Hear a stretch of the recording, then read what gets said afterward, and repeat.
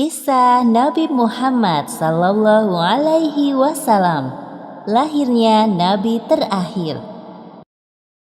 Ribuan tahun lalu, Mekkah hanyalah sebuah lembah di tengah padang pasir, tempat persinggahan para kafilah dagang yang kemudian diubah menjadi sebuah kota di masa kekuasaan Nabi Ismail alaihi salam. Kota Mekkah juga menjadi saksi atas lahirnya Khatamul Anbiya, penutup para nabi. Beliau adalah Muhammad bin Abdullah. Nenek moyang Nabi Muhammad bernama Hashim bin Abdul Manaf. Saat Hashim berkuasa, kota Mekkah terkenal dengan pusat perdagangannya yang makmur. Tidak ada yang dapat menyaingi kemampuan berdagang masyarakat Mekkah pada saat itu. Namun sayangnya, kehebatan masyarakat Mekkah dalam berdagang tidak sebanding dengan kebiasaan jahiliyah yang sering mereka lakukan. Hei, lihatlah burung itu. Sedari tadi ia terbang di atas kepalaku, lalu berbelok ke arah kiri. Nenekku pernah berkata, jika burung itu berbelok ke arah kiri, maka kau akan tertimpa sial. Benarkah ucapanmu? Ya, tentu saja. Menurut kepercayaan masyarakat jahiliyah, jika burung itu berbelok ke arah kanan, maka nasib baik akan datang. Begitupun sebaliknya. Orang-orang Arab pada masa jahiliyah sangat percaya pada tahayul. Kebiasaan jahil lainnya adalah tentang penyembahan berhala.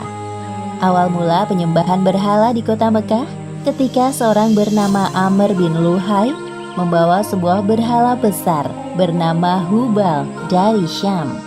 Lalu diletakkan berhala Hubal itu di sekitar Ka'bah dan ia menyuruh orang-orang menyembahnya. Ayo cepat, bawa kemari minumannya. Kerongkonganku rasanya kering sekali. Sabarlah sebentar kawan. Bagaimana kalau kita berjudi sambil minum-minum? Tawaranmu sungguh menggiurkan. Tentu aku tidak bisa melewatkannya kali ini. Hei, kamu yang duduk di sana, panggil para penari untuk menghibur kami. Tidak hanya berjudi dan minum arak, pencurian, perampokan juga hal yang sering terjadi. Sasarannya orang asing yang mereka temui di jalan. Hei kau, cepat turun dan serahkan semua harta yang kalian bawa. Mulai saat ini, kau dan istrimu adalah budak di rumahku. Kalian berdua jangan sekali-kali berani melawanku, atau nyawa kalian melayang. Tak terasa tahun demi tahun berlalu dengan cepat. Kepemimpinan Hashim digantikan oleh pemimpin yang lebih muda dan berkompeten di saat usianya telah lanjut. Sebelum beliau meninggal, Hashim mewariskan banyak sekali harta kepada Abdul Muthalib. Wahai keponakanku, semua ini adalah harta milik ayahmu. Kau pantas mendapatkannya. Terima kasih, wahai paman. Aku akan menggunakan semua harta peninggalan ayahku untuk kebaikan. Saat ini, Abdul Muthalib berperan sebagai sikayah, yaitu orang yang bertugas menyediakan air dan makanan bagi pengunjung Ka'bah. Saat itu, Ka'bah sangat ramai dikunjungi oleh orang-orang, melebihi gereja Al-Quds di Yaman milik Raja Abraha. Namun, seiring berjalannya waktu, persediaan air semakin menipis. Pada saat itulah, Abdul Muthalib teringat tentang cerita sumur Zam-Zam. Banyak orang mengatakan bahwa sumur Zam-Zam telah tertimbun tanah ratusan tahun yang lalu, jadi mustahil jika ditemukan. Sepertinya aku harus menemukan sumur Zam-Zam itu. Apalagi tugasku sekarang sebagai sikhoyah. Kemudian beliau memanggil salah satu putranya yang bernama Harits. Wahai Harits, anakku, kemarilah. Dapatkah engkau menemaniku mencari sumur Zam-Zam yang telah tertimbun tanah ratusan tahun lamanya itu? Baiklah, dengan senang hati aku siap membantumu mencari sumur Zam-Zam itu, wahai ayah. Abdul Muthalib dan Harits berpencar dalam menggali di beberapa tempat, namun tidak ada hasil. Wahai ayah, apa mungkin sumur Zam-Zam benar-benar telah lenyap tertimbun tanah? Wahai anakku, kalau kita bersabar, Allah akan memudahkan pencarian kita. Orang-orang yang melihat perbuatan Abdul Muthalib dan Harits hanya bisa mencemooh. Wahai Abdul Muthalib, mengapa engkau mengerjakan perbuatan yang sia-sia? Sumur itu telah lama hilang tertimbun tanah. Benar yang dikatakannya. Bukankah dahulu nenek moyang kita, Mudzaz bin Amr, pernah mencari tapi juga tidak berhasil? Sudahlah, biarkan saja dia. Lagi pula kita telah mengingatkannya. Abdul Muthalib terbangun dari tidurnya karena mendengar suara. Ia seperti mendapatkan petunjuk tentang keberadaan sumur Zam-Zam dalam tidurnya. Keesokan harinya, dengan penuh semangat, Abdul Muthalib dan Harits kembali menggali di antara berhala Isaf dan Naila. Tiba-tiba air memancar. Ayah, lihat, ada air. Alhamdulillah.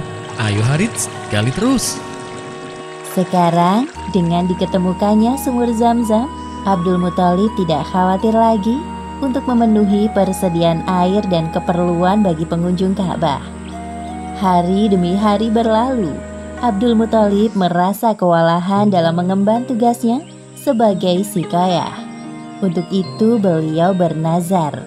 Ya Tuhan, andai saja aku punya 10 anak laki-laki yang dapat membantuku, pekerjaan ini akan terasa lebih ringan. Jika Engkau berkenan mengabulkannya, akan aku persembahkan untukmu 1 orang dari mereka.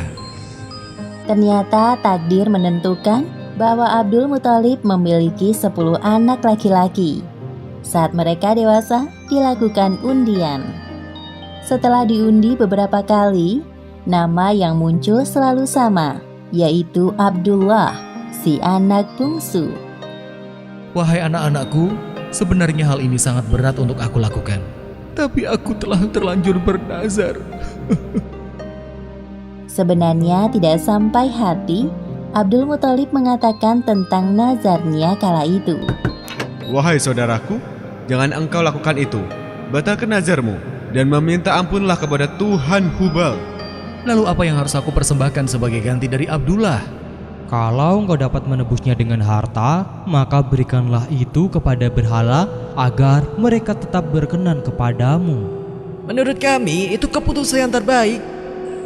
Setelah melakukan perundingan cukup lama, diputuskan bahwa Abdul Muthalib harus menyerahkan 100 ekor unta sebagai ganti dari persembahan Abdullah. Abdullah adalah pemuda baik, sopan dan berwajah tampan. Banyak gadis-gadis Mekah yang tertarik dengannya, apalagi ketika mereka mendengar bahwa nyawa Abdullah setara dengan 100 ekor unta. Mendengar kenyataan bahwa Abdul Muthalib berencana menjodohkan Abdullah dengan anak dari Wahab bin Abdul Manaf, para gadis Mekah itu tentu kecewa. Allah Subhanahu wa Ta'ala telah menentukan jodoh Abdullah dengan Aminah, gadis yang memiliki nasab yang paling baik di kalangan suku Quraisy. Akhirnya mereka berdua menikah. Wahai istriku, musim semi telah tiba. Ini tandanya aku harus melakukan perjalanan dagang ke Syam. Pada saat itu, Aminah sedang hamil muda. Jika itu memang kewajibanmu, pergilah wahai suamiku. Meskipun sesungguhnya aku sangat berat untuk melepas kepergianmu. Simpan kekhawatiranmu, wahai istriku. Aku sekarang ini harus bekerja keras untuk calon bayi yang ada di dalam kandunganmu ini. Keesokan harinya, Abdullah berangkat bersama kafilah dagang yang lain. Aminah melepas kepergian suaminya dengan doa. Perjalanan dagang Abdullah berjalan lancar. Dalam perjalanan pulang, Abdullah singgah di Madinah untuk menemui sanak saudara dari ibunya. Ketika beristirahat, tiba-tiba Abdullah merasakan kesakitan dan merasa tidak sanggup melanjutkan perjalanan. Wahai kawanku, sepertinya aku tidak sanggup untuk melanjutkan perjalanan ke Mekah. Tolong sampaikan kabar tidak baik ini kepada ayahku. Baik, wahai Abdullah, aku akan menyampaikannya kepada Abdul Muthalib sesampainya di Mekah. Ketika berita itu sampai ke telinga Abdul Muthalib, beliau segera menyuruh anak sulungnya, Harits, untuk melihat kondisi Abdullah dan mengajaknya untuk pulang ke Mekah. Namun setibanya Harits di Madinah, Abdullah telah meninggal beberapa saat sebelum kau datang, wahai Harits. Inna lillahi wa inna ilaihi raji'un. Semua anggota keluarga Abdul Muthalib berduka mendengar kematian Abdullah. Tentu saja Aminah lebih berduka karena kehilangan suami yang sangat dicintainya. Wahai bayi yang ada dalam perutku, semoga kelak engkau tumbuh menjadi orang yang bermanfaat bagi sekitar, seperti mendiang ayahmu, walaupun kalian belum sempat bertemu. Abdullah meninggalkan warisan berupa beberapa hewan ternak dan seorang budak perempuan bernama Ummu Aiman. Pada tahun kelahiran bayi Muhammad, terjadi peristiwa penyerangan yang dahsyat oleh Raja Abrahah dari Yaman. Saat itu Mekah dipimpin oleh Abdul Muthalib. Raja Abrahah berniat untuk menghancurkan Ka'bah karena merasa iri dan tersaingi dengan kemasyhuran Ka'bah. Namun Allah Subhanahu wa Ta'ala menggagalkan penyerangan Abrahah beserta pasukan gajahnya.